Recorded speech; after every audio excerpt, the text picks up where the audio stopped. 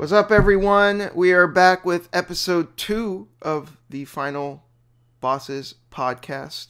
I'm joined by my co-host, Ultimate Floyd. How you doing, man? Not bad, man. How are you? I'm doing really good because all I've been doing, and we might as well call this the Persona episode. All I've been doing is playing Persona 5, and I think you've been in the same boat. Yeah, it's like, it's like the games we've been playing part of the episode is how we start off, and it's like, Persona 5's all I've been playing. I'm 81 hours into this game, and I'm still not done. Yeah, I mean, I think I should have just, like, in our show notes, just renamed it, let's just talk about Persona 5.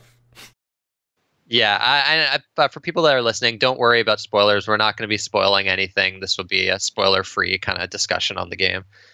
Yeah, I told him that before we started recording because I'm only on, like, the third palace. And I think Ultimate Floyd's, like, way farther than I am. So, you know, don't worry. Nobody's going to get spoiled on anything. So, I just got to first say, though, I know a lot of people love Persona 5. And Persona 4. And I like Persona 4 as well. And I might be jumping the gun a bit, but I think I like 5 more already. So already, okay. So I like Persona 5 more than 3 and 4. Like quite a bit more actually. Thing is, I still feel really strongly about Persona 3. Like, its themes just, like, hit me really hard. And, you know, Persona 4, you know, Persona 4's themes were really good too, about, like, accepting yourself and, you know, analyzing aspects of yourself that, you know, you may not necessarily want to deal with or are comfortable with. That's cool too. But the stuff that Persona 3 tackled, to me especially, was really profound. So, I don't know, it's had a really strong effect on me. But Persona 5 is kicking all kinds of ass right now. Like, I am fucking loving this game.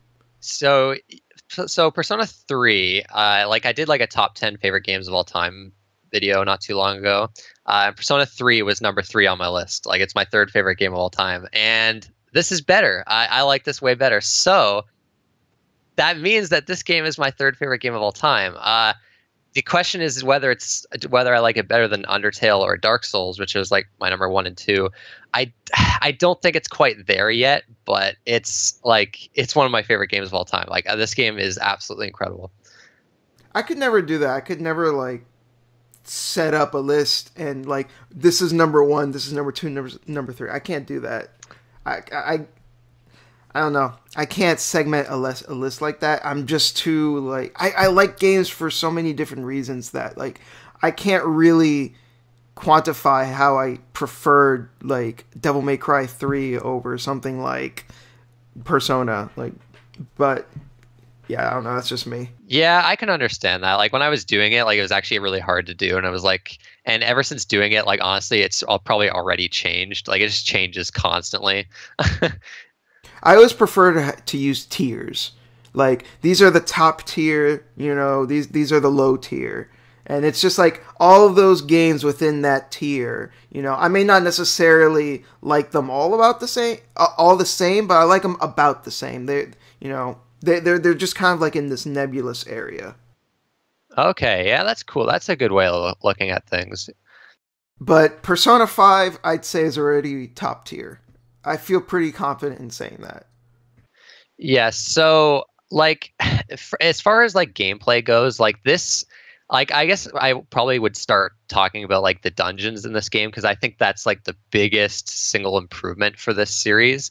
Like, they went from having, like, these randomly generated dungeons, which were fine. Like, I didn't hate them like some people do. But this is, like, the dungeons, they've gone from randomly generated ones to some of the best dungeons I've seen in a JRPG. Like, these are incredible, super involved dungeons with, like, actually pretty interesting puzzles. The way the themes are tackled with the dungeon, like the way that the story is told through the dungeon, and just like the whole map system, I think, is really great. The safe room part of it. Just the stealth elements that actually work quite well. Usually I'm not a fan of stealth in games, and this game, like, tackles it beautifully. Like these dungeons, like the fourth one, you haven't reached it yet. I'm not going to spoil anything about it, but it's like probably the best dungeon I've seen in a JRPG. Like it's incredible. Now, one thing I really like, and I think they were toying around with this in Persona 4, and not so much in 3. Tartarus was just this fucking tower that mostly, like, it represented life and death, while in Persona 4, the dungeons specifically were catered around the different people, and that would eventually become your party members. And it was about, like, their anxieties and, you know, the stuff that they were going through, you know. And Persona 5 just took what Persona 4 did and, like, turned and cranked it up to 11. Because they were still randomly generated in 4. But they kind of had that general theme of, like, oh, this is Kanji's bathhouse. Or Rize's weird strip club thing. But it was still randomly generated, so there was only so much they can do. But in 5, since all the dungeons are handcrafted, they're just going, like, fucking balls to the wall with the design, and they're going crazy with all this. Like, in Dungeon 3, you could, because the villain, or, you know, the character tied to that dungeon is an artist, so you're, like, moving through paintings and stuff. It's amazing. Yeah, they all relate to like the villain's like heart, like in these really interesting ways. Like I love what they do with the dungeons and like how they relate to the characters. It's awesome. And I love how evil these guys are. It's I mean, it's nice to have, like, depending on what story you have going for you, it's nice to have like some sort of gray morality, but I think I think there's also like a real sense of purity in how, like, these guys are just scum fucks, and they're really representative of, like, actual people in real life and how they're adversely affecting society, which a lot of the Persona 5 is about, how we're, like, slaves to society, or, you know, a lot of it has to do with that, and these guys are, like, representative of the scum fucks of society and how they're adversely affecting us. And I think just making them this, like, really hateable fucks really gets across their message really well. Yeah, and it creates like a pretty dark tone. Like I feel like this game is definitely I don't know if it's darker than Persona 3, but it's way darker than Persona 4. Like the first villain in this game is such a fucking scumbag. Like it's like, oh man, like he's so hateable. It's actually pretty great. He has such a punchable face. Just look at that smug face and you just want to deck him. Yeah, like other things with the game, like the visual style to this game is absolutely insane. Like I just love like the care that went into like the different visuals, like almost like it has like a comic book style at times that I really like. Like the character models are all great. Like the menus, of course, like everyone has been saying, the menus, like the UI is just absolutely incredible and just amazing to look at. And it's not like overdone. It's not one of those things that gets in the way. Like it actually just adds to the experience. Like I don't think it's actually too much or anything like that. This game, basically, if we're talking just about the graphics, feels like an updated or like an improved version of Catherine. It does, yeah, for sure. Like, I remember Catherine looked pretty good when it came out, but, you know, I feel like this game in particular just, like, ironed out a lot of kind of Catherine's rougher edges in some of the cutscenes and stuff. And just in terms of overall presentation, the presentation in this game is just a huge step up in general for the series and for other Atlas games that I've played. Like, the presentation here is just fucking phenomenal. I think I'd almost go as far as to say, like, it sets a new standard. Like, the sense of style in this game is unprecedented. It's fucking just playing the game just feels good. Just looking at the game just feels good because it's the sense of style. It's almost effortless how well it's integrated into the game. Yeah, there's all these like little different like touches that I really like the loading screens, how it shows like these silhouettes in like a subway when you're transferring from station to station. When the fan site gets up and running, it's in the loading screen at the bottom right, and you have all like these people saying different things like in the message board or the chat. Like the map screens are all like, look really cool as well. Like everything, like there's so much attention to detail. It's absolutely insane. I almost feel like because with a lot of like loading screens or stuff like that, you've seen them once, you've seen them all, you know. But like even in this game, just watching the loading screen where you see like the calendar and then like the dagger stabs the next date, you know, and you see the background is the city and stuff. Like I feel like I'm noticing new things almost every time, even though it's the same loading screen for the most part. There's just so much detail put into it that even something like a loading screen is less painful because of how meticulously crafted it is. Right. Yeah. It's really impressive, and it's one of those games where it's like anytime it's loading, I never feel like it's loading. Like I've never like with a lot of games when like a loading screen happens, it's like when am I going to get to the game again? But this game, I never had that feeling. It was kind of weird. It's almost as if the loading is actually part of the pacing of the game. Yeah. Yeah, that's right. Yeah. It's like something will happen and then it will transition to a load, and it almost feels like, yeah, this is a natural pause for what's going on. Yeah, it's really well done. What do you think of the soundtrack in this game so far? I dig it. I like it. I wouldn't say it's Shoji's best. I think that would probably go to some of the PS2 Shin Megami Tensei games like Nocturne or Digital Devil Saga. I think that's probably his strongest work. Devil Summoner had a really great soundtrack too. But this is still really good and really fitting for the game. I would say like the songs themselves, I wouldn't listen to them the same way I'd listen to like the boss theme from like Digital Devil Saga or something, which is just like really grimy and awesome. Yeah, the soundtrack in this is actually, I feel like it's actually quite a bit different from like Persona 3 and 4. Like this one's more like almost jazzy. It's got like a lot of jazz type songs to it. There's not as many like infectiously catchy like vocal driven songs as there were in Persona 3 and 4. Like they're not as pop oriented. Well, there is the opening. That song is pretty catchy. Yeah, there's definitely some like the song that plays in the 6th dungeon is like it's so good. Like it's one of the best songs I've heard in an RPG. Like it's incredible, and it reminds me of like Persona 3 and 4. But the music in this game, it definitely fits for sure. It's just some of it gets a little repetitive for me, and I feel like even though there's a lot of music in this game, like they play the same songs over and over again. Yeah, that's kind of always been a problem with the series in general, though. The soundtrack's definitely really good, but it's a little disappointing for me, I guess, just because I love Persona 3 and 4's soundtrack so much. I haven't actually heard Nocturne or the Digital Devil Saga game soundtracks yet, so I can't really compare there. I have to at least recommend, after this, just listen to the song called Big Battle from Digital Devil Saga. Just trust me, that's the fucking shit right there. Okay, yeah, that's one of those games. I'm definitely going to play that soon. I got to play those games.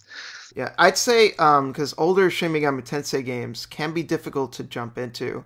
They're a lot more brutal and hardcore compared to Persona in a lot of ways. But I'd say Digital Devil Saga is probably the easier to get into, simply because they kind of imbue more of like a traditional RPG setup with the eccentricities of the Shin Megami Tensei like aesthetic and formula.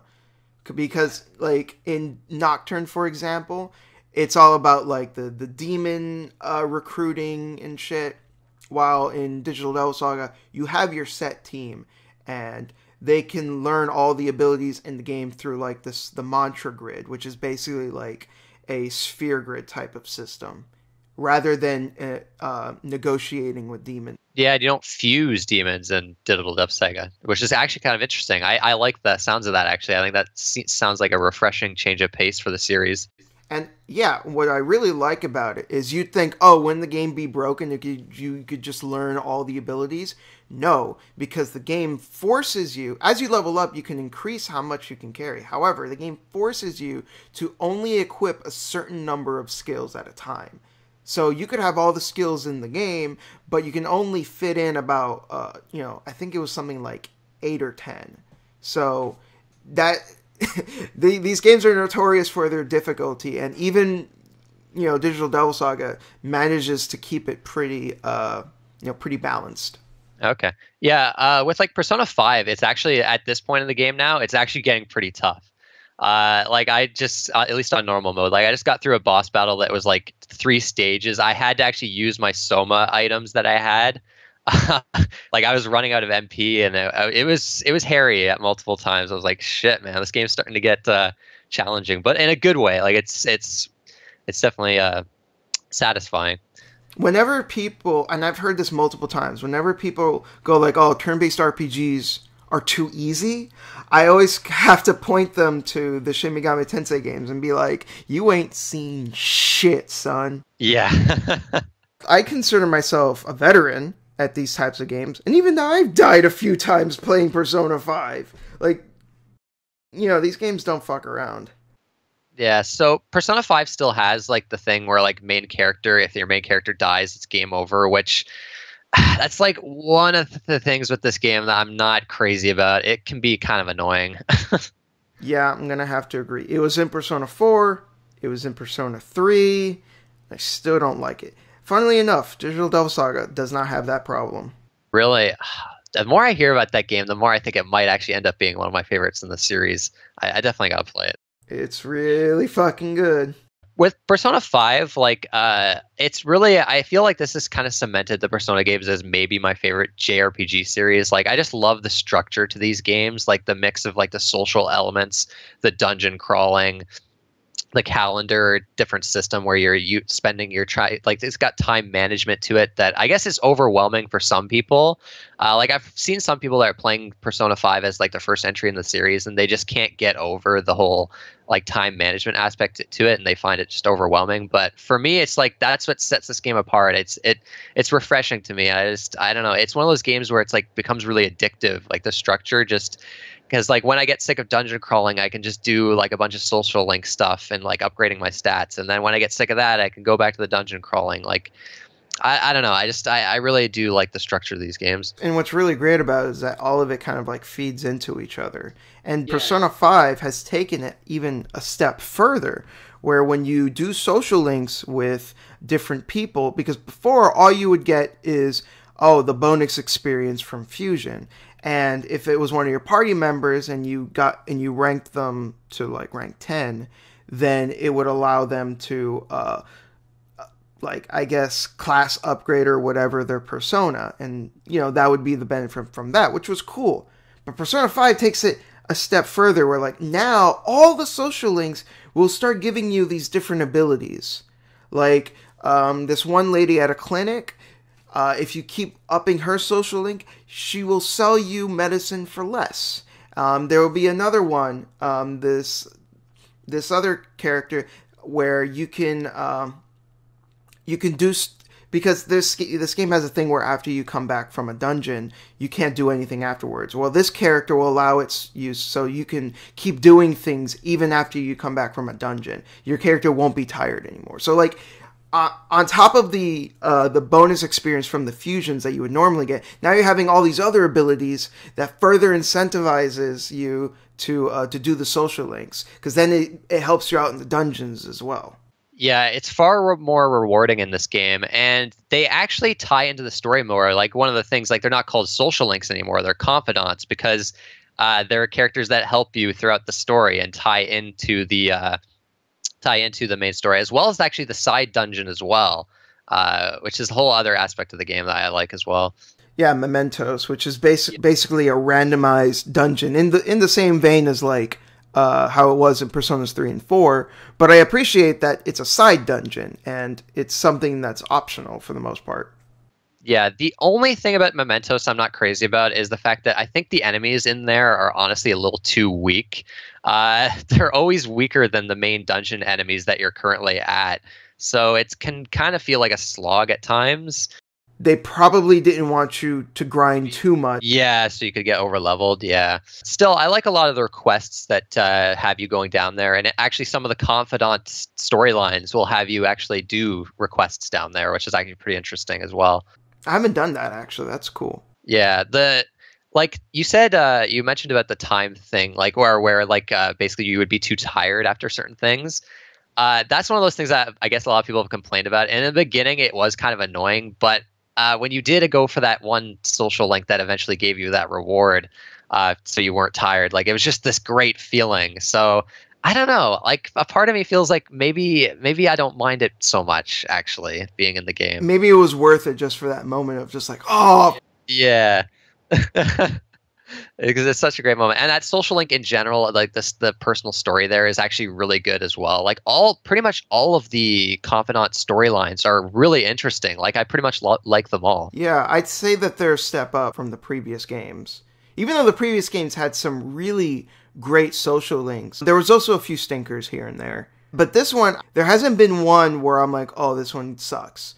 Like all of them so far, at least based on what I've played so far. There's one very later in the game.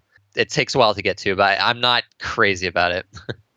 But yeah, I think maybe we should stop sucking the game's dick. Maybe move on to something else. Yeah, I mean, the only other thing I would mention is like I guess the translation has been getting shit on. Yeah, I guess we could talk about that. I mean, I will say that as I've played through the game, I have noticed some lines here and there where I'm like, oh, I would have worded that differently. Oh, that seemed a little awkward. But that's it. For the most part, it's fine. I mean, it's probably not the best translation I've seen, but some people are acting like it's fucking terrible, like it ruins the game and makes it unplayable, and I'm like, you people are out of your fucking minds. Like, the translation is fine. It's pretty good for the most part. It's just got some rough spots here and there.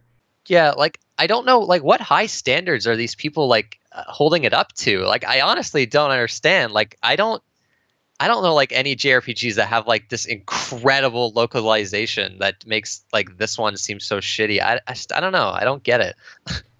I mean, I can understand if we were talking about Fire Emblem Fates, which apparently like completely changed characters' personalities and just completely altered the script in so many ways and was like a huge mess. Like, okay, that fine, I can understand. But this, I don't see it. Another one that was a huge mess was Tales of Hearts R. The translation in that was really bad, like really fucked up. Characters' names were changed as well as personalities. Just a really fucked up translation. This is not that. This is a mostly pretty solid translation with just a few like rough spots. I don't get what people are talking about. Yeah, it's weird. I don't know. I think it's just this weird like outrage culture where we just got to be angry at everything for some reason. Yeah, I don't know, it's kind of bizarre. Like there's definitely some rough spots, like some parts where it's like I was like, okay, that the English there is kind of weird, and like the way characters' names are pronounced, I guess, is wrong in certain spots. And it's kind of like a more literal translation from what I've heard. But it's also it's one of those things where you have to remember this game is fucking huge. Like this is a 100-hour game. The undertaking that this would have been for localizing it is just insane. So the fact that it's actually the localization is as good as it is pretty crazy. I think like it could have been so much worse. Yeah, I mean, I think the game's translation is fine. Yeah, I do feel like maybe we were being like super positive on this game. We're not to bring up like some of the negatives, but like anything I don't like about this game is so minor. Like it's just I love almost everything about it. I remember you complaining on Twitter about Palace 5. Yeah, okay. There's one part in the beginning of that dungeon that's really annoying and it's tedious, but it's once you finish it, it's fine. The rest of the dungeon is actually pretty fun. I enjoyed it. Like there's like that, the main character dying, some pacing issues here and there, and then some localization issues here and there. That's about it. Everything else I love about the game. So far, I love the game too. My only complaints are like negligible. I mean, the battle system is not like a huge improvement over Persona 4, but what they have added is good. Like the baton pass system, I really like. I like how they added nuclear and psi attacks as well. It's not like a crazy improvement. It's still one of my favorite turn-based battle systems. Like I just really like the strategy involved in Persona fusing. Now, something that I do think is a problem, it's not game's fault though, and that is how Atlus is handling the spoilers surrounding Persona 5. Yeah, so this is like one of our news topics, so well, yeah, move on to this now. Basically, with Persona 5, Atlus has taken away the share functionality. You can't take pictures, you can't post up video clips, And if anybody is caught intentionally spoiling the game, they're going to take down their video. And if anything is shown past the date 7/7 in the game, I'm not talking about the real life date. I'm talking about the date in the game, 7/7. If you get past that point and you show footage past that point or you stream past that point, Atlas is going to swing the ban hammer on you. So I guess it's kind of a complicated issue. There's a lot of people that stand on different sides. I think it's they're going overboard, honestly. I think this is honestly a little ridiculous. It's not going to stop spoilers from getting out there.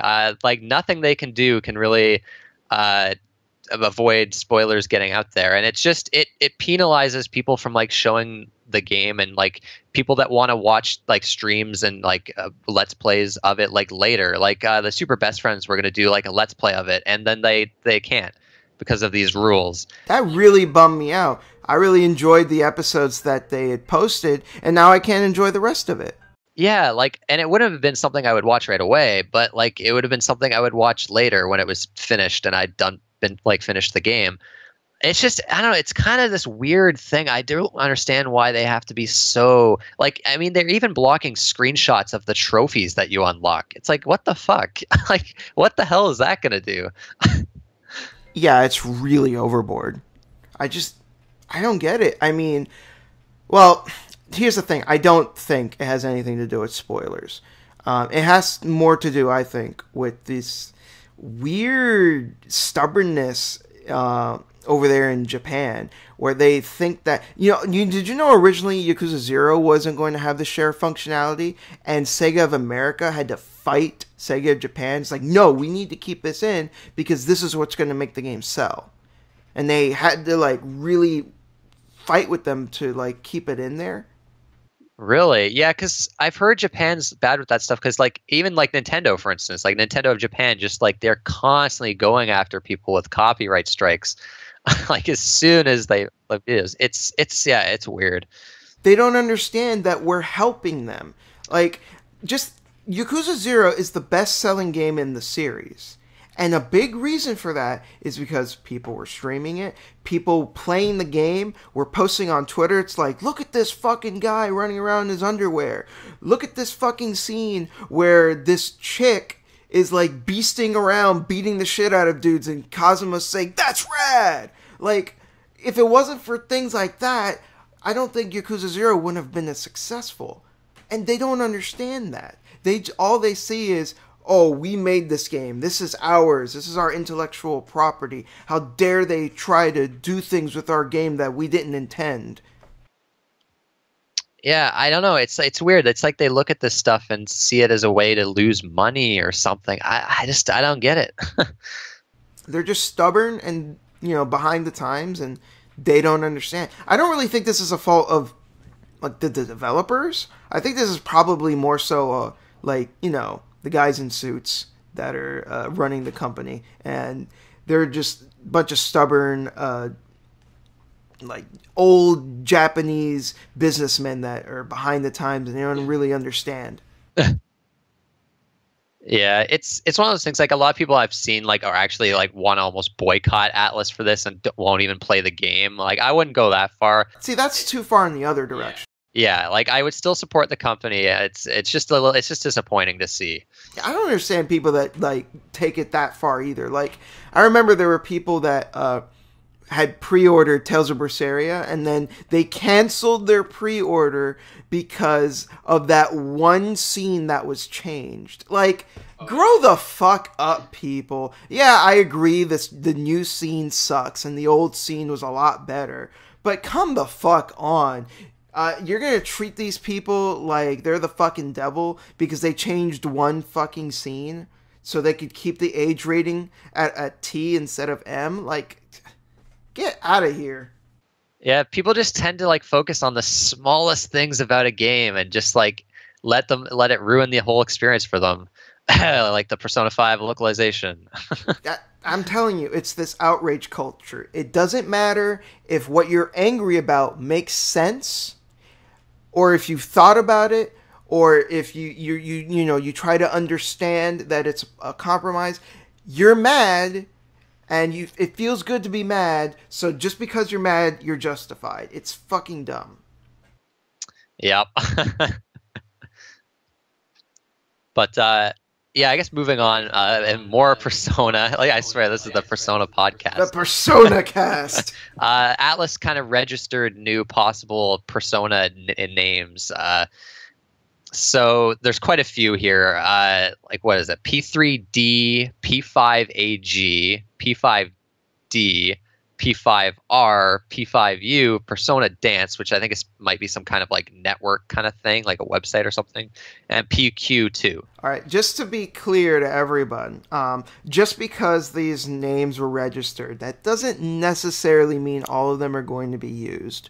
In the same way, the Tales series has a tendency of, when they're going to make a new game, they register a bunch of names at once, and one of them will be used for the new game. We can speculate that maybe some of these will be used for a game, but not necessarily all of them.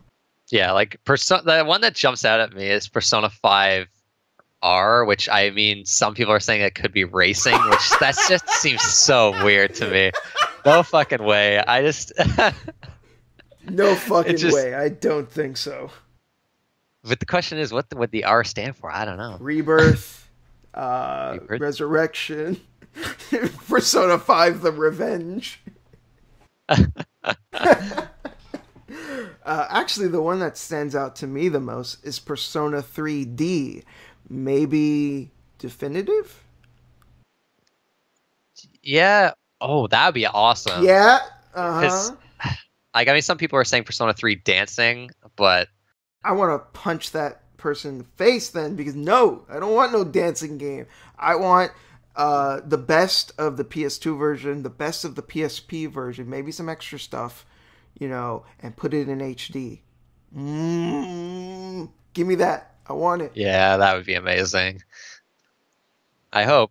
I think it's kind of dumb that we have two versions of the same game and neither version is like really the version that you should play. Like, both of them have things in them that are worth experiencing. Like, the portable version has the female character, but then Persona 3 FES has the epilogue stuff. So I forget what that was called.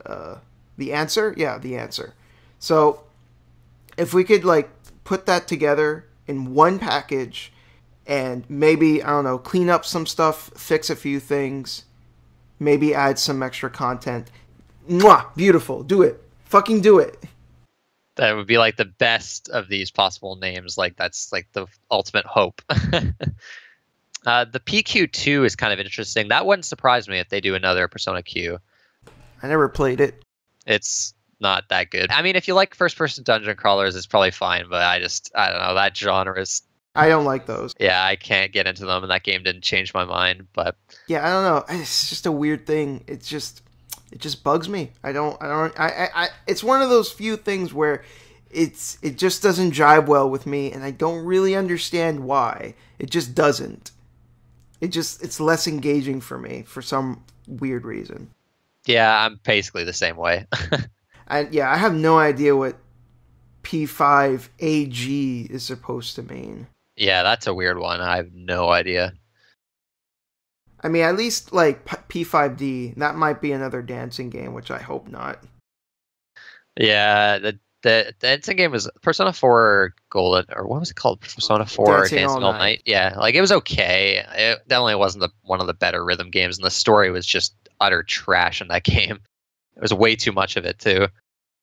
Oh, the story was bad. Oh yeah, it was just it was horrendous. Like, I hated it. Then again, like, what was I expecting?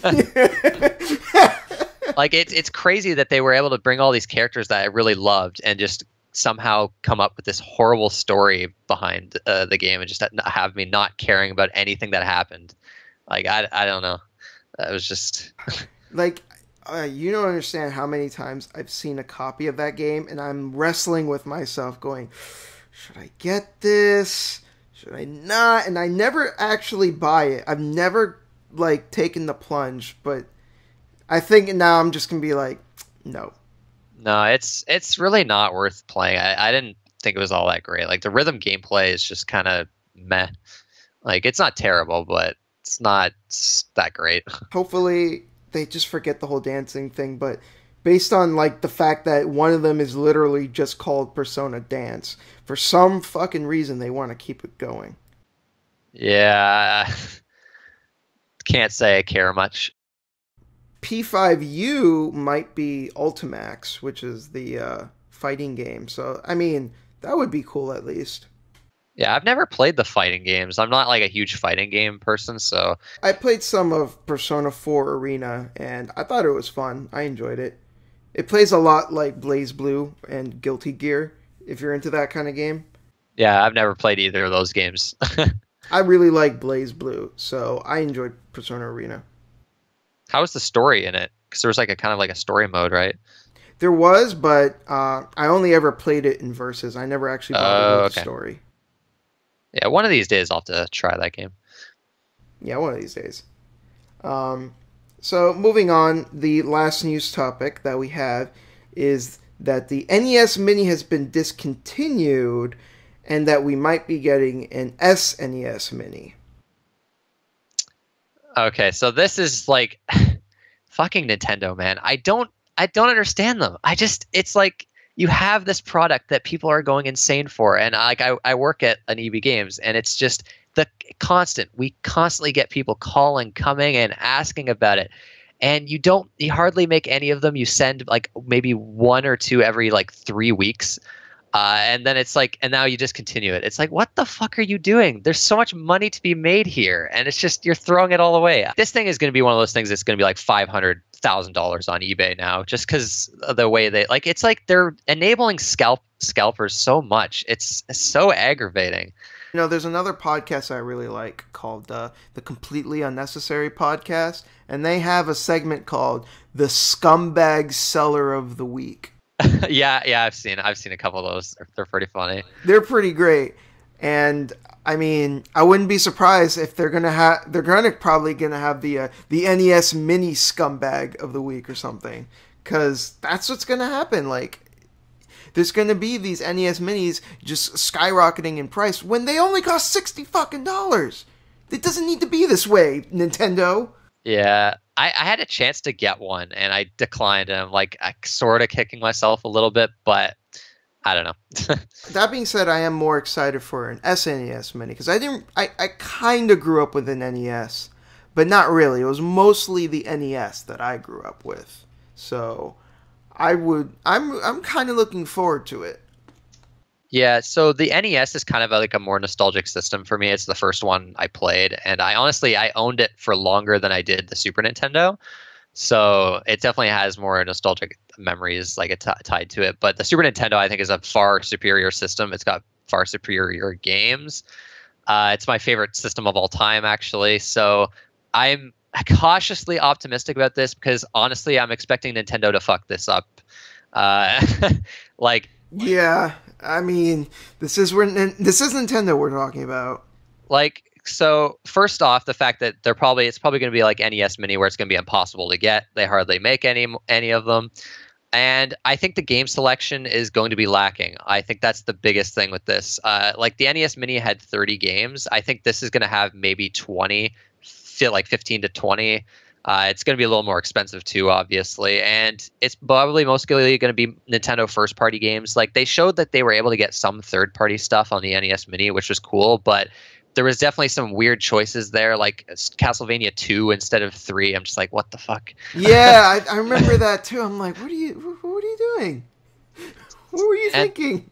Yeah, it's so with the Super Nintendo Mini, like a lot of like Yoshi's Island is one of my favorite games of all time, and it's not going to be on there because FX chip games, for some reason, there's something up with them. They just can't get them on emulation services. Like it's never been on Virtual Console. Neither has Star Fox. So those games won't be on there.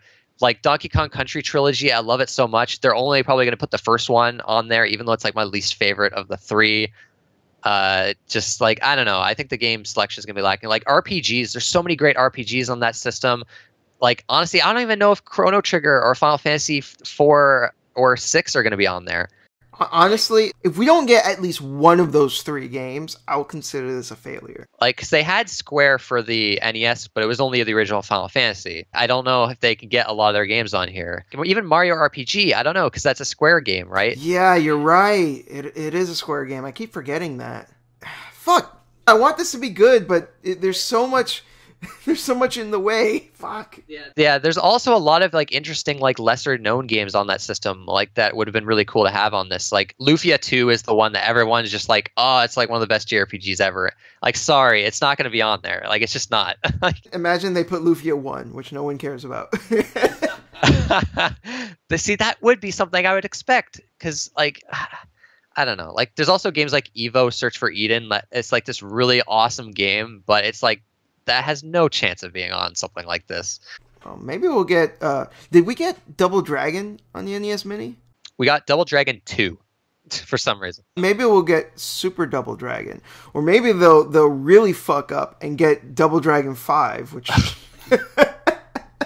which was based on the cartoon. Like, we won't get Ninja Turtles Turtles in Time because of the licensing issues. We won't get any of the Disney games. Like, it's just, I don't know. I'm expecting to be disappointed with this.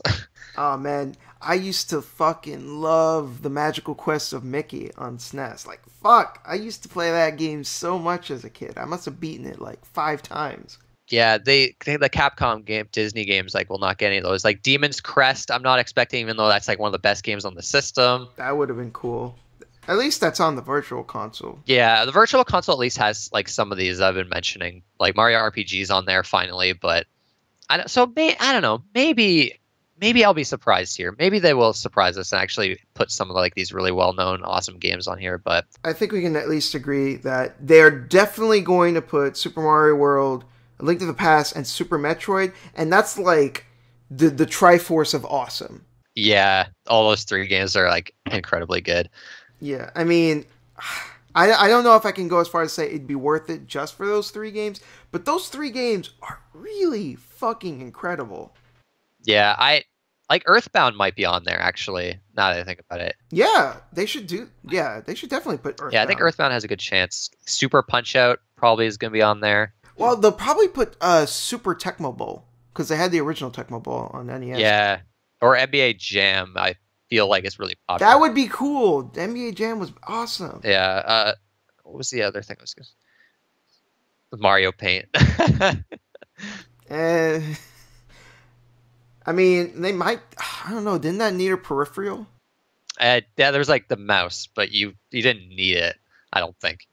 Yeah. I don't know. I don't think they'd throw that in. That's more of like a novelty kind of thing. Like ActRaiser's one that a lot of people love, but I think... Who published that? It wasn't Nintendo. That was Enix. Yeah, it was Enix. Like, I don't know. They probably won't get any Enix games. Like, I believe it was developed by Quintet. Because Quintet, I know the 3 games that they did was Terra Enigma, Illusion of Gaia. We'll never get Terra Enigma. But yeah, Illusion of Gaia we're probably not even going to have on that, and it's like people love that game. Illusion of Gaia is really good. Like, I don't know. The weird thing too, I was thinking actually with Final Fantasy 4 and 6, the weird thing with those is that they were called 2 and 3 on the Super Nintendo, and I almost could see Square using like this ridiculous logic where, oh well, they were called 2 and 3 on Super Nintendo, and that would confuse people because they're not actually 2 and 3, so we're not going to put them on there. Oh god, that would just be the worst. I'm sorry. I'm being too much. I'm being too much of a bummer. I'm sorry, but it's. That would be the worst if they're still called 2 and 3. Because I mean, they would have to change the title screens or something, right? Yeah. Well, here's the thing, though. Nintendo. You may not know this, but with Wave Race 64 on the Virtual Console, which was a Nintendo 64 game, had advertisements for, I believe, Yamaha or something. They went into the game's code to change the advertisements to just advertising the Wii. Interesting. Okay, so they're at least willing to do some kind of effort, but... I remember this very distinctly because at the time people were freaking out going, did did Nintendo like see the future? Did they were they advertising the Wii back on the N64? What the fuck? That's very interesting, actually. I never knew that. But no, it wasn't anything crazy like that. It was just they had went into the game's code. They couldn't show those advertisements anymore, so they just, changed it out. Right, yeah. Yeah. Zombies Ate My Neighbors, there's another one that people love. It's not going to be on there. Like yeah, that's considered a classic. Mega Man X will be on there, but 2 and 3 won't, even though I really love those games. That's going to be another disappointment. That's probably going to be the only Mega Man game. Yeah, Super Castlevania 4 will definitely be on there, I would say. Oh, for sure. Yeah. But not Dracula X. Well, nobody likes that one. Yeah, nobody likes that one, even though it's a ridiculous amount of money to buy it. Yeah, I always thought that was weird. I don't know why that game shot up in price. I guess just because it's kind of rare or uncommon. I don't know. Probably. Well, I think we've talked about this one enough. Yeah. Hope it's good. Probably won't. Let's see. So this is a discussion topic. This is something that I've been kicking around in my head for a while, and I felt like this would make for a good topic. And that is, how much of a game do you need to play in order to review it properly? So, I actually got some criticism before for my Bloodborne review because I'd only beaten the game once. And I'm not trying to send any undue hate this person's way. I'm not going to mention who they are or anything like that. And they did apologize afterwards. They realized that they were a little out of line. So, no ill will towards that person or anything. But I was criticized for only playing through that game once. And that person thought that, the Souls games are meant to be played multiple times in order to get, the full experience. So, personally, I have to respectfully disagree. At least in this case. And that's kind of what kind of like the basis of what I mean. I really think that it should be on a case-by-case basis, because every game is different. And I think, for the most part, you really need to play it by ear, based on what the game is and what you're trying to accomplish with the game. And even if it's a review or something else, what you're trying to accomplish with your video on it, or whatever, think piece or whatever you're trying to do. So, what are your thoughts on this? So this is a very interesting question. I think opinions on this kind of question vary wildly from person to person. So the whole beating the game once and then not being able to properly review it, that I don't agree with either. I definitely disagree with that. It's a very interesting question because I feel it kind of can depend on the type of game. If you've played a one game and you've played maybe 9 of the 12 hours and you've seen all the mechanics that it has to offer, and the story is maybe not doing anything for you, and you never liked it in the beginning, it's not very a story focused game, I think you'd be fine to review it properly. But there's also, it's this weird thing because there's a lot of games where it can be say a 20-hour game, and it might start off rough and you could play it for 3 hours and hate it, and then you might want to try to review it or something and be like, this game's terrible. But there's a lot of games that might start rough and I actually become quite good later on. By the end, you might love the game. And there's the reverse of that too, where a game might be awesome. This happens to me actually a lot, where there's a game I play where I actually like it quite a bit at first, but then it just, I don't know, either gets tedious or there's mechanics introduced that I hate, or the story becomes terrible, where by the end of the game, I'm hating it. I want to address real quick where you said you play the first 3 hours of a game and it's rough and you may want to do a video on it or something. I think that is acceptable if you would call that a first impressions. Yes. Oh yeah, definitely. Yeah, I agree with that as well. Yeah, that's the kind of thing I do, because if I play a game, for instance, and say it's a 20-hour game, I put maybe 12 hours into it and I drop it because I just don't like it, I won't do a review on it because I feel I haven't played quite enough of it to do a proper review. So I'll do like a first impressions video. And I think a lot of that does have to come down to the terminology that we use, because some people may play only 3 hours of a 20-hour game, and instead of calling that a first impressions, we'll call it a review. And I do think that is a problem, because you haven't played enough of a game to, consider a full review. Now, this can get blurry or nebulous, or this is where it starts to get kind of weird, because, well, how much of a game do you have to play for it to be considered first impressions? What? There's no set rules here. This is kind of like play it by ear, but yeah. But at the same time, I think it is pretty clear in this instance of, okay, 20-hour game, you've only played 3 hours, you have no right to call that a review. Yes, I think I can agree with that. Like, I mean, generally, I almost feel like, for me personally, it kind of is a thing where if I play maybe like 80 to 85% of a game, I feel like I can maybe properly review it. But if it's like a heavily story-focused game, maybe not, because I don't know. No, yeah. It's weird. Well, I also think of it like this, going back to the whole replaying a game thing. I don't there are certain games, sure, where replaying it is like a part of the game. Like Nier is really predicated on you playing the game more than once in order to get the full understanding of the game. Right.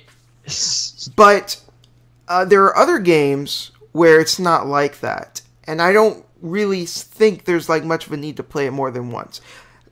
Let's create a hypothetical. Let's say you, Joe Schmo, play a game 3 times. Now we have Jonathan Blow. He plays that same game once. Who do you think is going to have a better understanding of the game?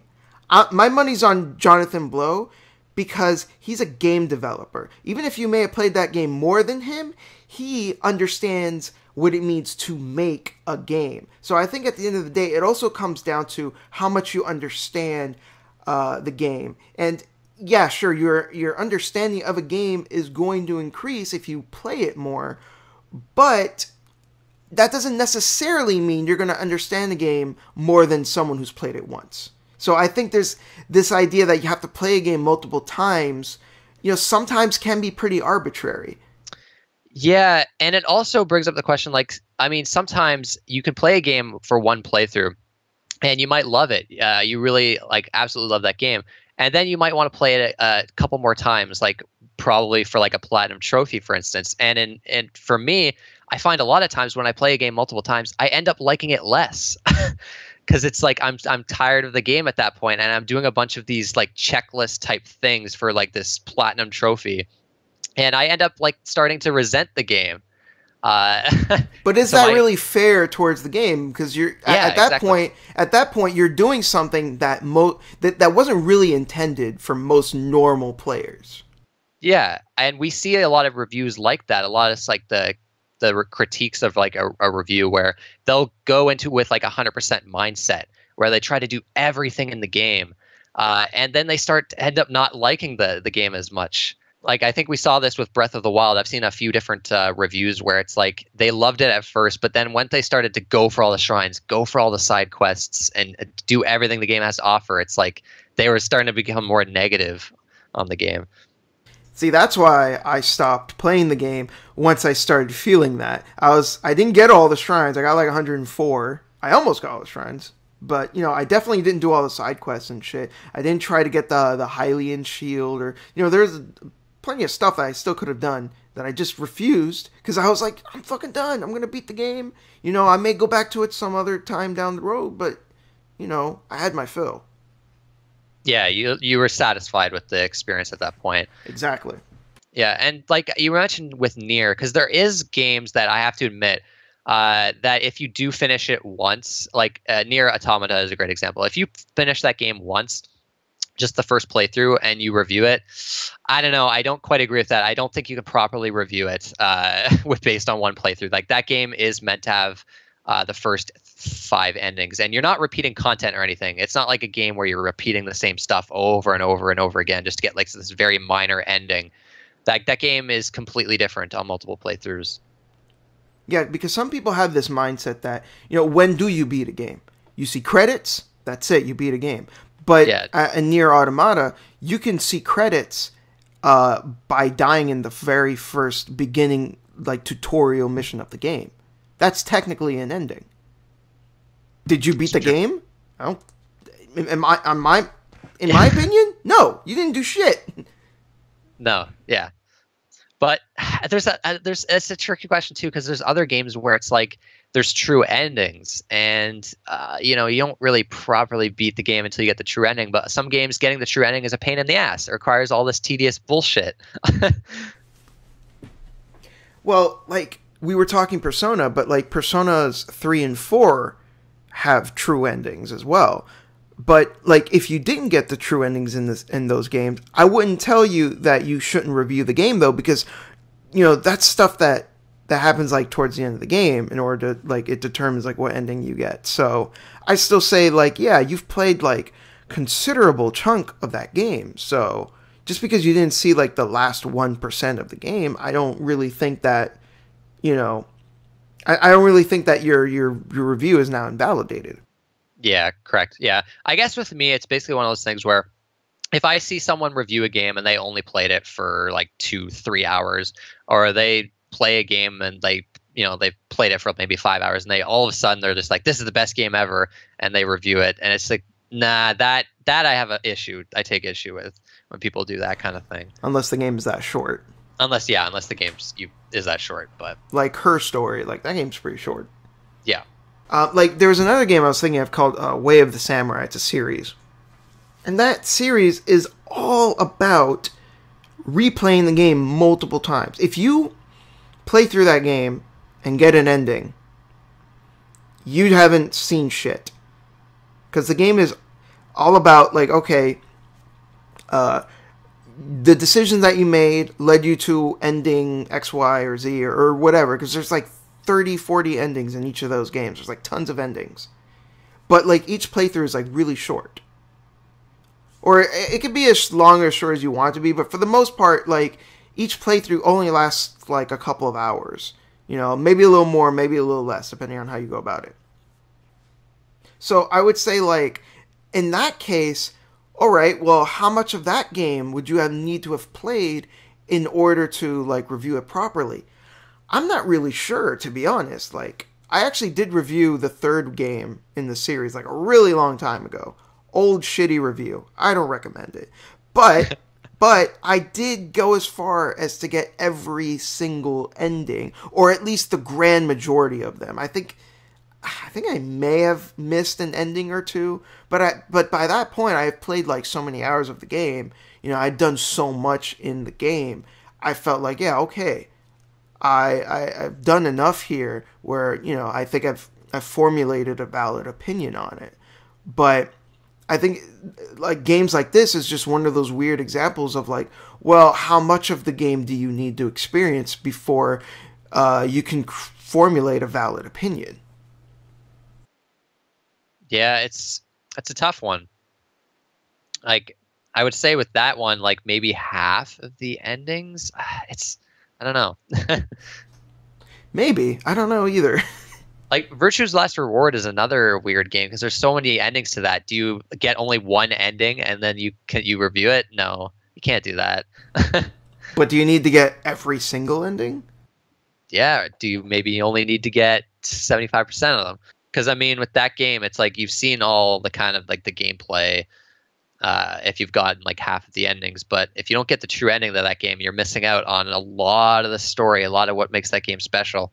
I think what really bothers me is that some people have, like, these very rigid conditions, and they don't bend for them at all, regardless of what game it is. And I think that's the real problem here. Yeah, for sure.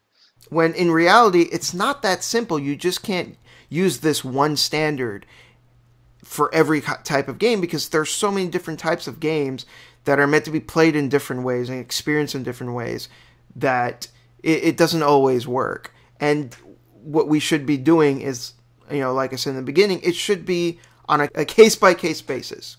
And I also think what type of video you're trying to make factors into it a lot as well. Like, we've been generally talking about reviews, but what if you just want to do a think piece?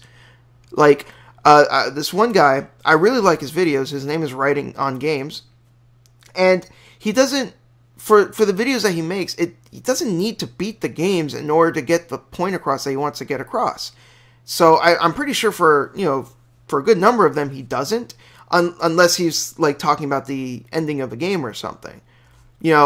Should he be criticized because he didn't beat Yakuza 0 in order to talk about how Yakuza 0 handles its tone between its side stories and its main story?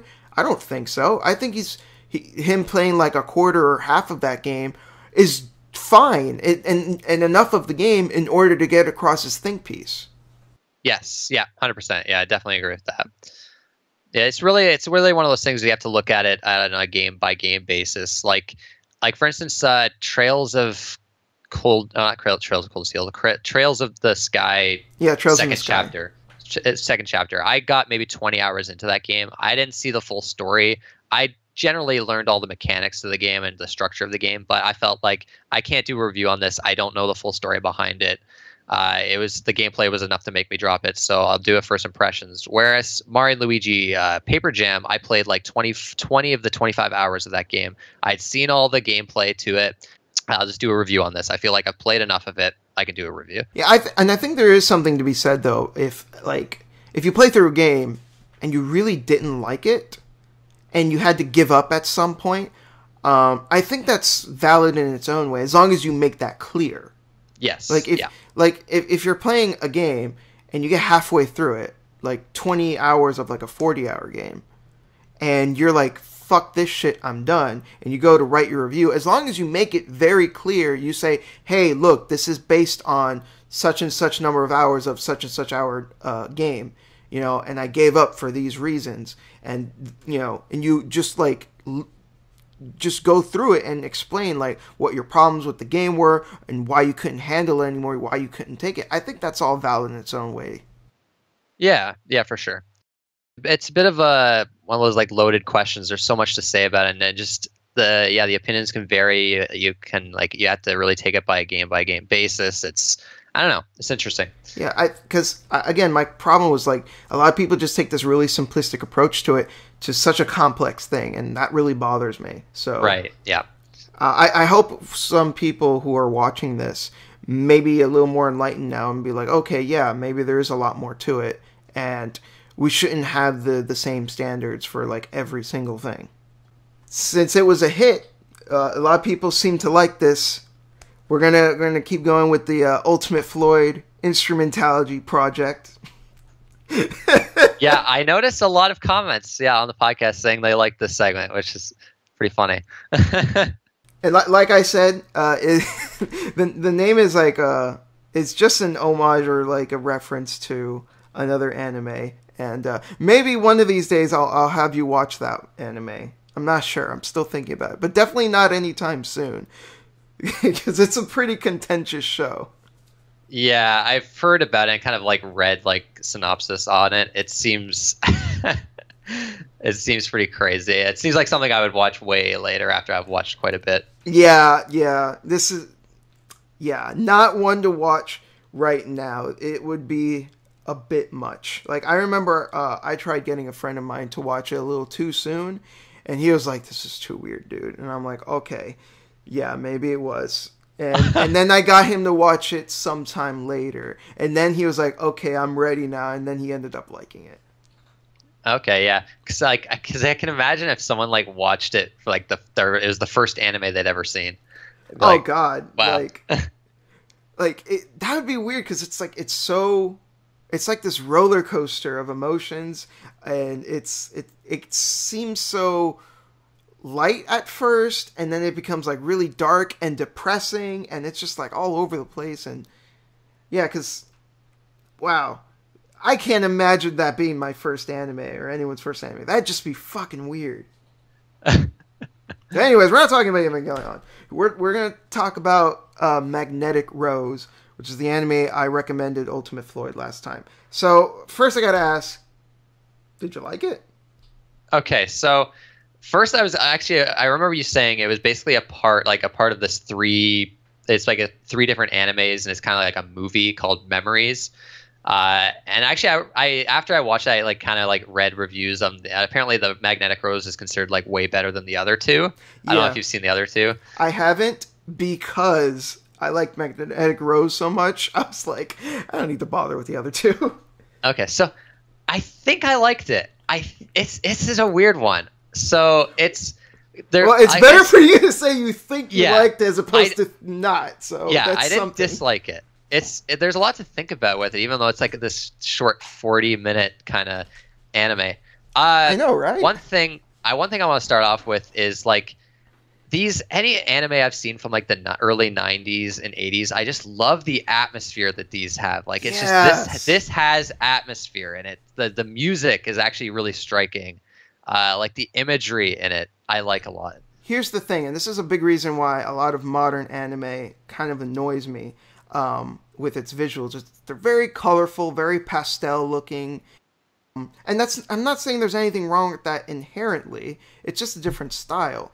But I really lament that anime doesn't look like Magnetic Rose anymore, because it had a real sense of grit. It had this real sense of atmosphere, and a lot of it had to do with its use of black colors and shading that just really isn't used in anime anymore. Yeah, like I look at an anime like this, or something like even Perfect Blue, and it's like new anime just doesn't look like this anymore. And it's like, I don't know. It's like a lost art. Yeah, like Berserk had the same kind of thing too. It had like that gritty tone and just like the look to it, that I really liked. But like at first, I liked the mystery that this had. Like when they first discover this space station, and it's like you have all like this like European decor and like this like the painting of like the woman. You're like, what's going on here? Yeah, it's really weird. So that mystery was really compelling to me. And just again, the atmosphere I really liked as well. And basically the paranormal stuff starts happening. And so like the question is this, is like you were saying last podcast, is this actually real, or is this actually just hallucinations that they've been having? Are we going to talk about spoilers with this? Oh yeah, I didn't think about that, but you're right. Okay, you know what? Yeah, we're gonna go spoilers. So yeah, it's tough to talk about without the spoilers. It's gonna be too hard to discuss this without spoilers. So I'm warning everyone now. I'll probably put a timestamp. Skip to that point if you don't want to get spoiled.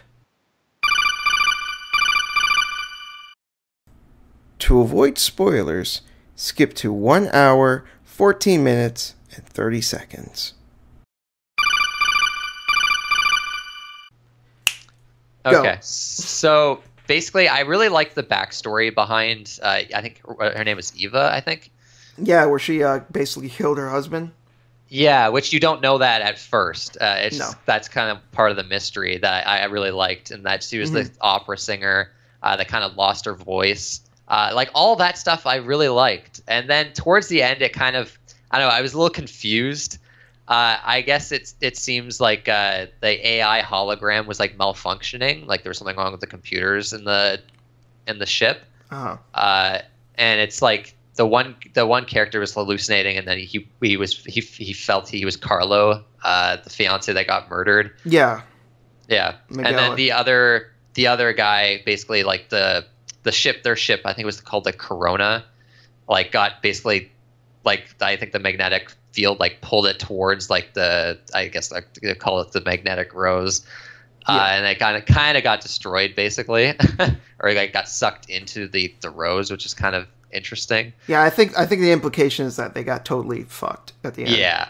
Yeah, and then the other character was like drifting in space at the end, and he's alive somehow. That I was kind of confused. Like, how is he still alive? I don't remember that part, so I'm not sure.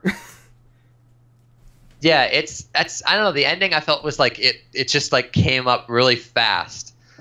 But I guess like what would you say are kind of like the themes of this?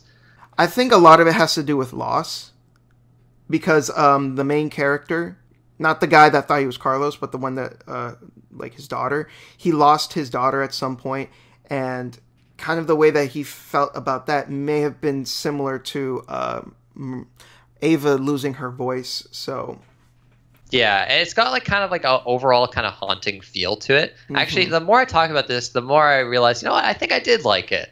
It's just it didn't something about it didn't quite like blow me away or anything. I don't know if I was really, maybe I was expecting too much out of it, because it is kind of like this short story. It almost reminded me of like Black Mirror is one of my favorite shows. It's on Netflix, and it's kind of like an anthology series. And this almost, I would assume like the 3 movies in this are kind of like short stories to do with memories, because memories play a pretty big focus in the story that's here. Another obvious theme of memories. Yeah, so, and it's like very sci-fi, which I like. So it reminded me of Black Mirror and like the Twilight Zone a little bit, where it's like kind of like this short story. But yeah, it didn't really like blow me away or anything, but I did enjoy it, I think. Well, I don't think it's meant to, I don't think they ever meant for it to be like this explosive, like mind fuck type of thing. But like, I just think it's like just a really subtle, very well crafted experience. Right. Yeah. And I think the reveal that his daughter died, I think was handled really well. Like, I liked that quite a bit. It might be my favorite part of the whole thing. I think, I'm going to be honest, I think I choked up a little bit during that scene. Really? I don't know. That sort of thing just like really gets me. Interesting. Yeah, it's not quite for me, but I would also say like a lot of it has to do with perception, because they were hallucinating and stuff, and in a way that's kind of how dreams are like, where dreams are these kind of ephemeral things that like the way you see things in your dreams are distorted, so it feels like it's there but it's not, and a lot of that is consistent in this film as well. Yeah, it's some of the imagery in this I really liked. Like, I don't know, like it was really interesting to look at. The soundtrack was interesting too, with like a lot of the opera music mixed in with like more kind of like normal melodic kind of dark music. And I alluded to this before when I recommended it to you, but like one of the things I like the most about it is I feel strongly that if you want it to be a supernatural story, it can be, but if you don't, it doesn't have to be. I feel like there can be valid explanations for both. Yeah, for sure. Yeah, like personally, me, I would lean toward not supernatural. Although I think it's mostly because I just can't stand supernatural shit in anything. So I always kind of go towards anything that's not. But I like the fact that it could be actually looked at both ways. Like, if you think about it, maybe the hallucinations that they were seeing were implanted in their eyesight by the holograms or whatever, or like the AI was doing something to like their vision that made them see things that wasn't there. Like, all of that can be explained through the science in some way, I think. Even if the science isn't explained to us, I think it doesn't need to be. It's vague enough to where like, okay, this is far enough into the future where sure, that explanation could work. Right. Yeah, definitely. But if you want it to be, spooky ghost story, that's fine. But I prefer not to see it that way either. Yeah, I know supernatural stuff just never does anything for me. It's just always so silly to me. And like with the main character seeing his daughter, I kind of see that could either be like maybe the AI was able to analyze his brain or something and was projecting his memories. Personally, yeah, I don't think of it as a ghost story. It's all science. And maybe that woman uploaded her mind into the AI, and it's not like her soul is in the AI or anything, but like her brain makeup, or what made up her personality was downloaded into the AI. Yeah, that's what I was thinking the entire time, actually. That was what I was more leaning towards. And that's another thing that reminds me of like a lot of like sci-fi things I've seen. I've always loved that idea of like transferring like human consciousness and things like that to like an AI. Yeah, the game Soma actually talks about that. Yeah, that's one of those games I've always wanted to play because I've heard like the story in it is just really good, but the actual gameplay seems kind of Yeah, that's basically what I've heard as well.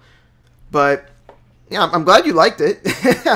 I was hoping you'd like it a little more, but I'll take what I can get. So, one thing actually, I didn't know this. The guy who wrote it, like, did Perfect Blue, right? Yes. Yeah, he actually died. I didn't know that. Yeah, sadly, he actually died before he could create his last film. Okay, interesting. I had no idea. Yeah, that sucks. Well, yeah, the two things I've seen that, well, I guess the one was only written, but I've definitely liked both of them. So another movie that he did that I really, really like is Millennium Actress. I've heard of that one. I have heard of that. I think this probably is after Perfect Blue, one of the more famous ones, right? Yeah, that's what he did after Perfect Blue. Then he did Tokyo Godfathers, and the last one he did was Paprika. Oh, I've heard of that. Yeah, that inspired Inception. Did it? Yes. Oh, yeah, look at that. I'm reading the story now. Wow. Okay. So is he mostly known for sci-fi? Not really. I don't think so. Like, Millennium Actress is not sci-fi. Oh, okay, it's not. Neither was Perfect Blue. Oh, yeah, I guess, yeah, Perfect Blue isn't. Yeah. I don't know, for whatever reason, Yeah, Tokyo Godfathers wasn't sci-fi. Paprika is kind of sci-fi, though. Yeah, it sounds... Actually, wow, interesting. He was one of the greats, and it just makes me so sad knowing that he still had more to give us, and then he passed away. I'll probably recommend you Millennium Actress some other time. I don't want to recommend you too much of his work all at once. Just watch all of his work. Well, you should at some point, but the next thing I'm going to recommend you actually is about the same length. I've always kind of considered this kind of a difficult franchise to jump into, but after watching this, I feel pretty strongly like, yeah, okay, this is a good place to start, and that is Gundam Thunderbolt. Okay, yeah, I remember you mentioning this one to me before. Yeah. I don't know how you feel about big robots. I don't know if you are adverse to them or not. See, generally I'm not a huge fan of it, but I'm willing to give it a chance if it's more, I don't know. Something about robots that just doesn't... Let me put it this way. In Gundam, it's not actually about the robots. It's about war. Okay, see, that I don't mind. That I like if it's more like that. Just think of the big robots as just their tanks. It's not actually about them. At one point, they'll be like, oh, we're going to make a bigger, badder one. And that's as far as it'll go. And then you see them duke it out, and it's cool to look at.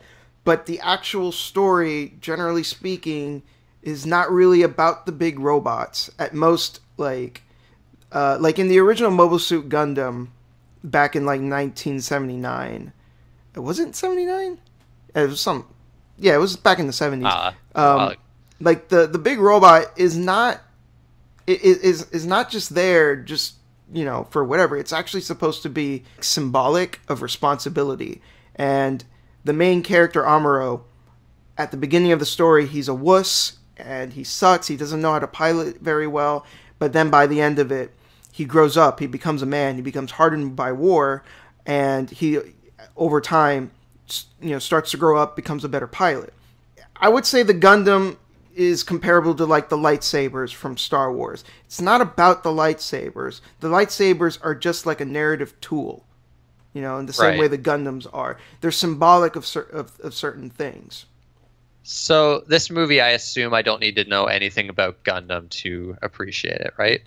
All you need to know is that the Earth Federation is fighting against the Principality of Zeon.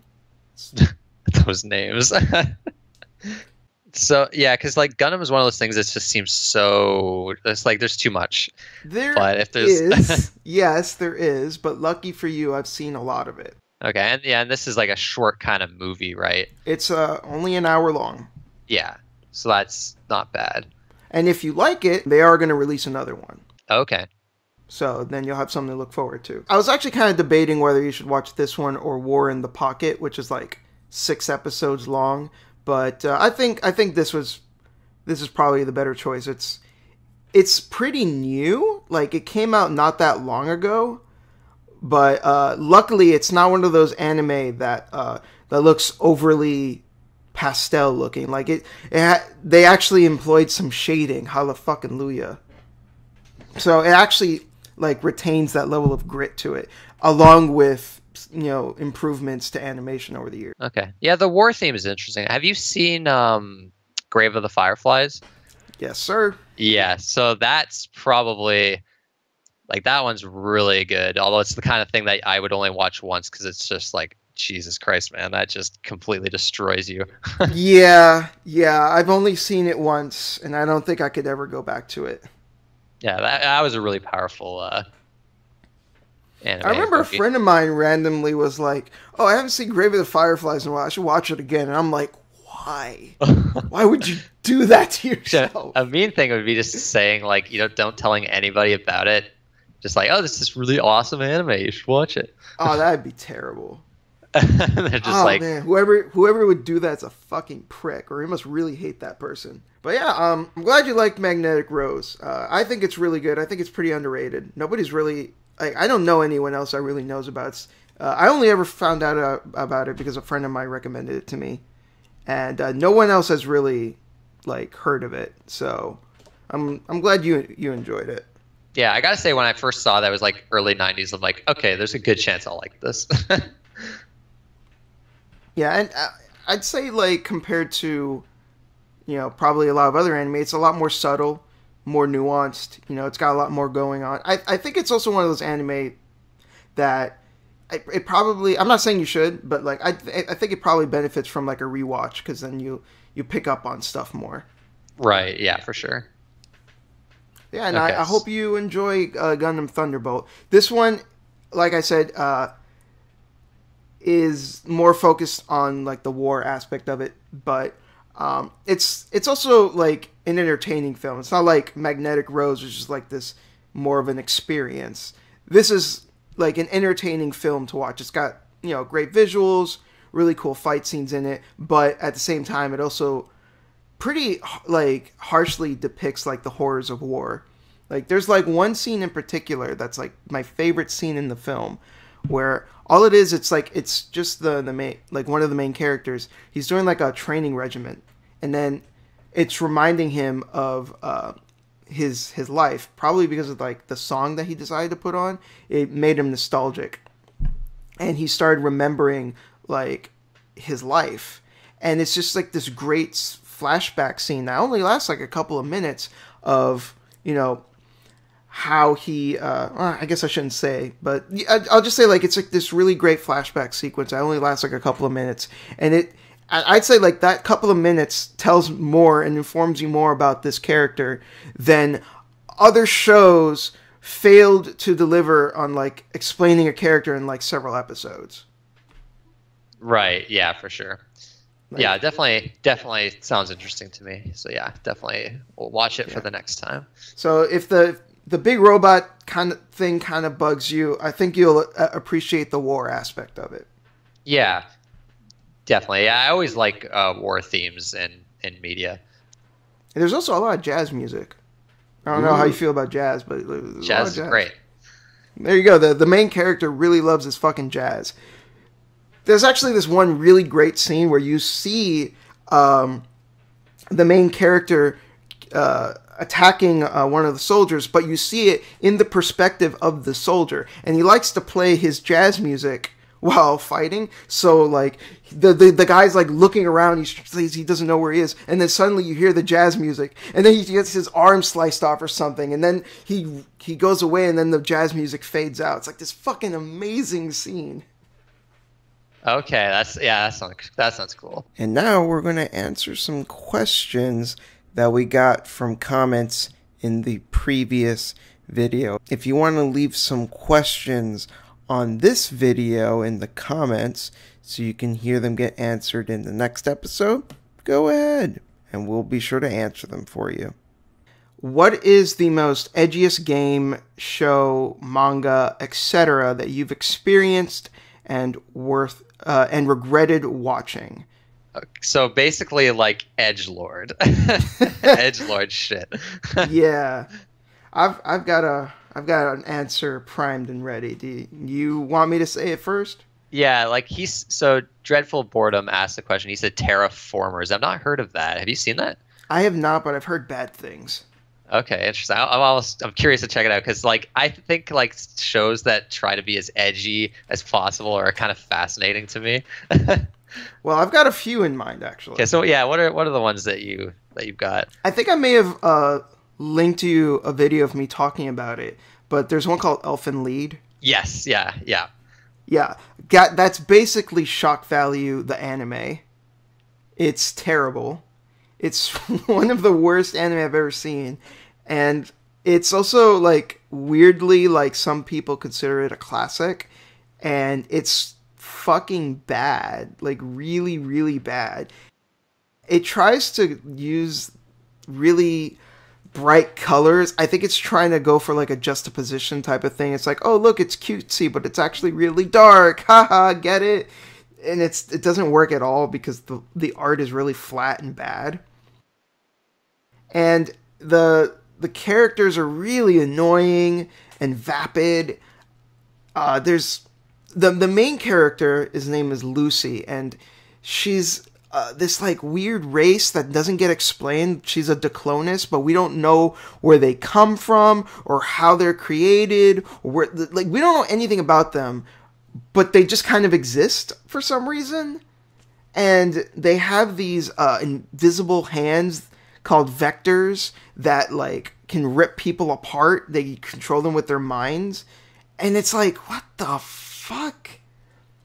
What is this shit?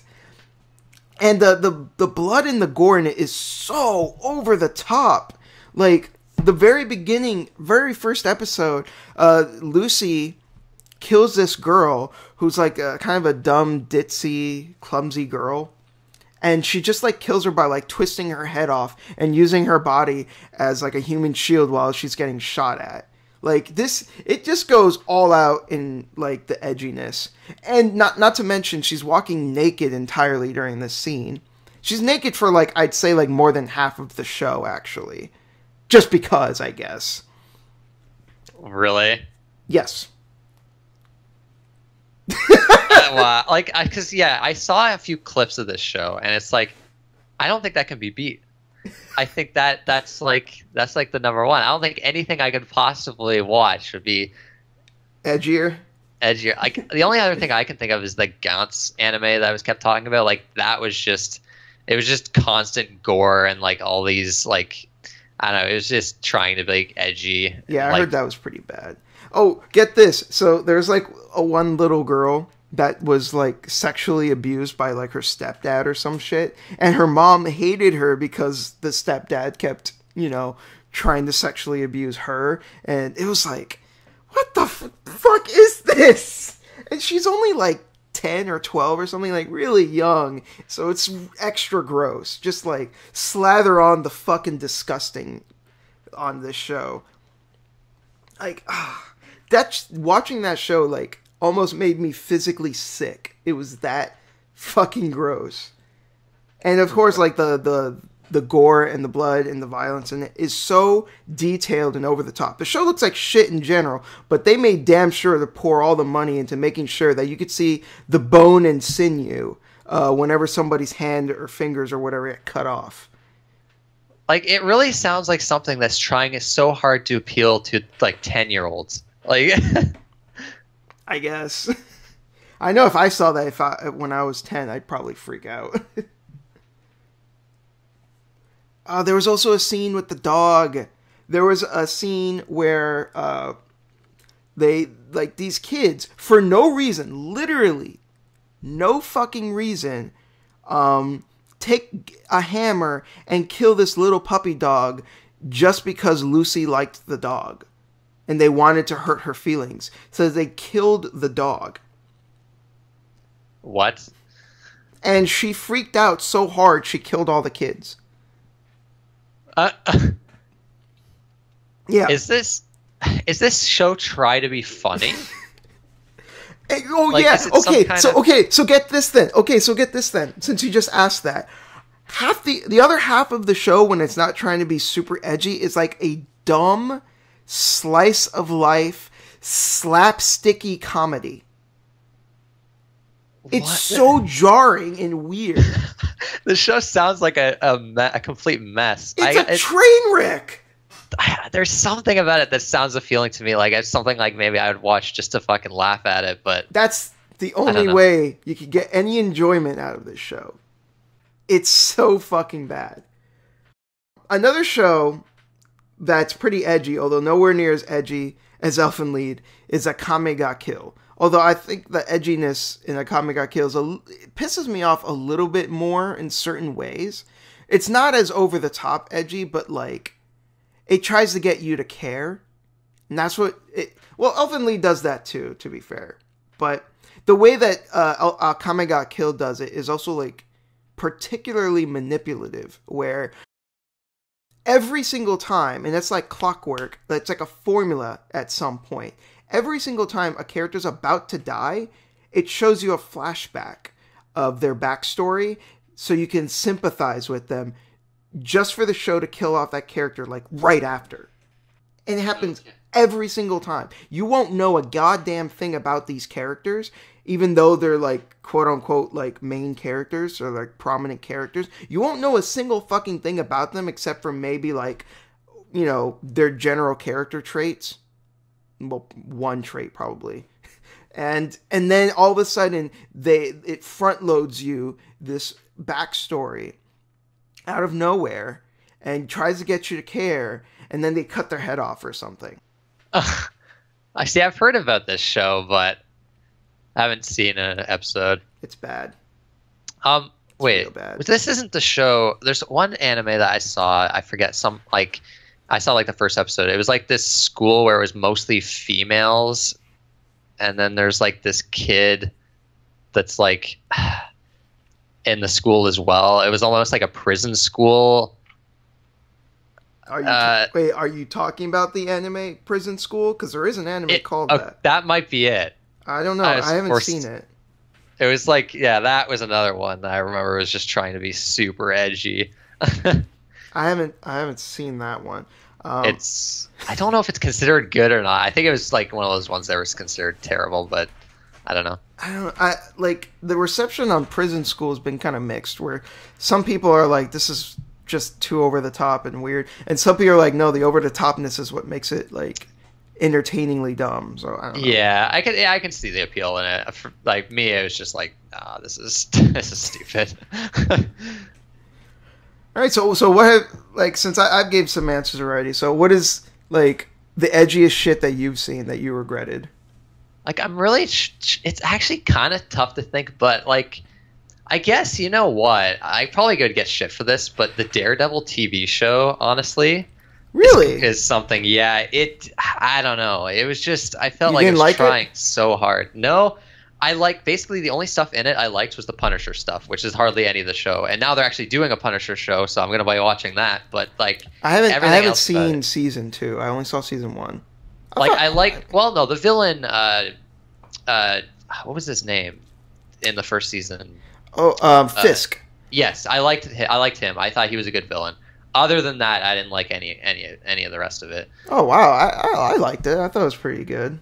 Yeah, it didn't do anything for me. And then season 2, I got halfway through. I was like, yeah, no, I can't get into this. I didn't think it was that edgy, honestly.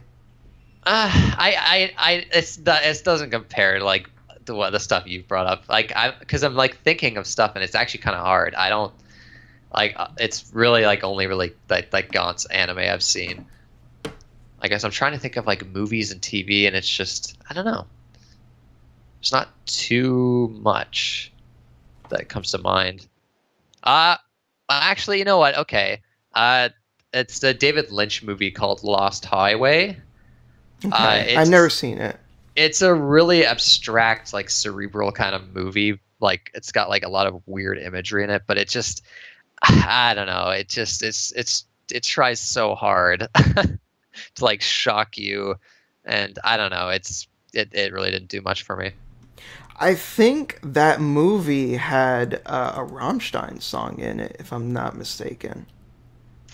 Uh Honestly, like when I think back of the soundtrack, it wouldn't surprise me. It probably did. Yeah, I remember seeing a Rammstein documentary, and it got brought up that that movie, or at least one of David Lynch's movies, although I think it was Lost Highway, was the one that had it. Right. Yeah. I guess another thing, almost every Zack Snyder movie. Yeah, okay. There you go. Yeah.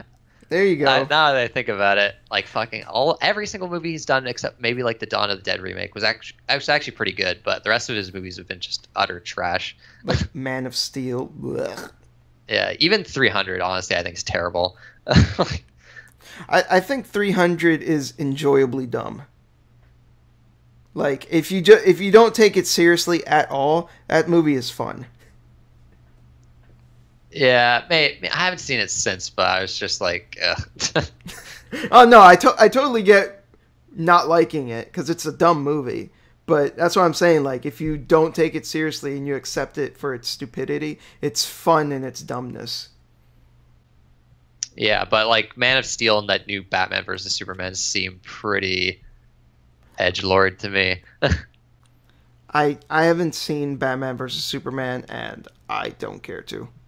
No, I haven't seen it or Suicide Squad. I don't like. I just have no interest. I'm sorry. Like, it's like I heard they're bad, so I'm not big into superhero movies all that much. So when I very first saw Man of Steel, like I thought it was like, this was okay, but it was one of those movies where like the more I thought about it, the more I was like, oh,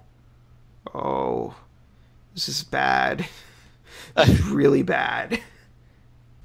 But yeah, I can't really think about much else. It's one of those things where you have to really think about. I guess there's a lot of like horror movies, like gore fest type horror movies that I think are try too hard. I don't really watch a whole lot of horror stuff, so I don't either because precisely because of that, it's just a lot of them. Yeah, I also just have this thing where like what I was talking about with Elf and Lead, where like they had this like really hyper detailed gore. That stuff like really bothers me. Like when it's like dumb over the top gore, like that doesn't bother me. But when it's like really realistic, like detailed gore, that makes me feel kind of nauseous. Okay, so you definitely do not watch Cannibal Holocaust then. No thanks. I will, like, you can't pay me to watch any of the Saw movies. I'm like, fuck that shit. Oh, really? Not even those? Okay. No way. Those are like, I feel like those are just, I don't know. You almost just watch them just to see what they do with the deaths. Like, you don't care about the story or anything. It's just like how fucked up can they get. I haven't seen any of them, so I don't know how bad it gets. But just the idea of it, I'm just like, nope. Yeah, some of them are pretty gnarly. I kind of like the first movie, actually. I think it's actually like a decent kind of little horror movie. And then they just got insane with all the sequels. But how about Final Destination? Have you seen those? I think I remember seeing some of it, but the deaths were too silly for me to get like grossed out. Okay. Yeah, some of them are pretty gnarly. I didn't sit down and watch like the whole thing. I just remember seeing like some of it, and I saw some deaths and I was laughing. I was like, that looks so fucking dumb. Yeah, some of them had some, like, it was weird because some of them were really stupid and almost like slapsticky in a way, but others were kind of gruesome. You gotta think like maybe they were handled by like different teams or something. Like certain deaths were handled by like the A team and some were handled like by the B team or something. Yeah, maybe. Because I mean, if there's some that's like really fucking gnarly and then some that just look dumb, you know, I can't imagine them being done by the same people. Yeah, they were all directed by different people for the most part. I think there was like maybe a couple that were done by the same guy, but yeah, there's a weird overarching storyline to those movies that's kind of fascinating. Like those movies are entertaining. Like they're definitely not good, but they're entertaining. Actually, I want to introduce a bonus segment real quick. You want to talk about Rick and Morty? Yes. Hands down. Yeah, because they dropped that fucking episode on April Fool's, and it was awesome. That was like the best April Fool's I've ever seen, because it was like not some stupid joke. It was something real. Well, I mean, Samurai Jack fans got burned. Oh, yeah, but... Hey, I like Samurai Jack. I'm sorry. Yeah, I know. Yeah, it probably did suck for that, but... Yeah, it's like somebody posted like the perfect fucking picture. It was like a picture of Jack smiling. It's like, hey, they put a new episode of Rick and Morty, and then right after it was him like sad. It's like, but they took away Samurai Jack. I don't know why they did that exactly. They could have just ran the episode after or something. Yeah, they should have done that, but fuck. I had to wait another week until I could see the episode. It was a really good episode. No, but yeah, the Rick and Morty premiere was really good. I guess the only disappointing thing is the fact that I thought it was actually officially the start of the season, but they're actually not starting it till the summer. Which that sucks. Yeah, that sucks. But at least we got something, and at least we know that we're getting a season 3, because for a while there I was thinking, like, are we even getting it? Like, there was radio silence for like a year and a half. I know. I felt like it lasted forever. But we're finally getting 9 more seasons, Morty. I need that nugget sauce. So it's pretty hilarious because because that sauce did actually exist. There's a commercial of it on YouTube. Yes. I'm like, damn, now I really want to try that sauce. Yeah. The Sanchuan sauce. Is that what it's called? Yeah, for the movie Mulan. Mulan. It's so fucking obscure. I love it. And the alien is like eating it while like Rick's family is like dead in front of him. He's like, this nugget sauce is fucking amazing. This was for a movie. And the funny thing is, I read a bunch of like people's opinions that actually tried the sauce when it came out. Everyone just agrees. Everyone's like, yeah, that sauce was the shit. You know, I saw an eBay listing. Someone kept a sealed Sanchuan sauce and they're selling it on eBay for like $30,000. Wow, that's a surprise. The funny thing is too, on Twitter, like the Rick and Morty official Twitter was like, I think sends a message to McDonald's or something, like bring back the sauce. And I think McDonald's replied with, I forget what they said though. They said something. Probably like not gonna happen. No, I don't know. If that did happen, that would be the best. That would be so awesome because I want to try the sauce now. I'm like, shit, man. Like they'd have to name it something different, but I mean, yeah, they probably would, but like, who cares? They could just use the same formula, the same recipe. Yeah, but if anyone hasn't seen Rick and Morty, like, watch Rick and Morty. Like, it's one of those shows that I honestly wasn't expecting to like it as much as I did. I'm normally not super into like cartoons, but like this one like expertly blends like great humor and like some really interesting sci-fi concepts. So it's like, I don't know, it's really good. It also appeals to my nihilistic sense. Yes, definitely. Some of those episodes are like some of the funniest fucking episodes I've ever seen. Like, it's just so fucking good. Like, watch it. Like, I went as far as to buy it on Blu-ray, both seasons, because it's that fucking good. Everyone should watch Rick and Morty. I remember my friend Gilgamesh, she's like, oh, I don't know if I should watch it. I'm like, fuck you, watch Rick and Morty. It's so good. It's incredible. The episode with Mr. Poopy Butthole is still my favorite. Yeah! When I first saw that episode, I was just dying. I was just like, wow. They even got the giraffe was voiced by Keith David. It's just like, that episode is absolute pure insanity. Like, it's just like from start to finish, it's great. It's like, oh, but remember all those wonderful memories we had? And they're like, oh fuck, not again. That episode's got some really clever stuff in it too that I wouldn't want to spoil. Yeah, like I think it's one of those episodes you really need to see like more than once to get it, because not to understand what's going on, but just to like get all of the references and stuff, because there's so much shit in that episode. Yeah. Same thing with Rixty Minutes. Like, that's another one where there's just fucking tons of references. Yeah, it's definitely one of those shows where it's actually good to watch the episodes multiple times because there's stuff that you miss so easily. Yeah, it's just that the unfortunate thing is, like, in Canada, Adult Swim is not even, like, it doesn't exist. Like, it's not on the cable channels or the satellite channels. So you pretty much have to torrent it. Like, it's ridiculous. That's a shame. Can't you at least, like, I don't know, you can't stream it anywhere online? Like, you could stream the new episode that came out on adultswim.com. But I just don't know if you can stream the older episodes. I don't feel like you can't unless you, like, trick it into thinking you're in the US, which it's probably easy to do. But wow, man, that sucks. Yeah, I don't understand it. It's like Cartoon Network is just not in Canada. Every time I think, like, oh, maybe I should move to Canada, I hear shit like this, and I'm like, nope. Yeah, it's the worst. Like, you guys get fucked over on, like, the weirdest shit. We do. It's crazy. All right, I think that's it. That's an episode, guys. You want to leave some questions, we'll be sure to answer them. If you have any suggestions, possibly, for discussion topics, we'll take them into consideration as well. Oh, yeah, for sure. Yeah, that's a good idea, yeah. Any final words? No, that should be it. Yeah, that was a good one. Like, we had some good discussion topics. And maybe by next time we'll actually be finished Persona 5. I don't know. I don't. Let's not make any promises we can't keep.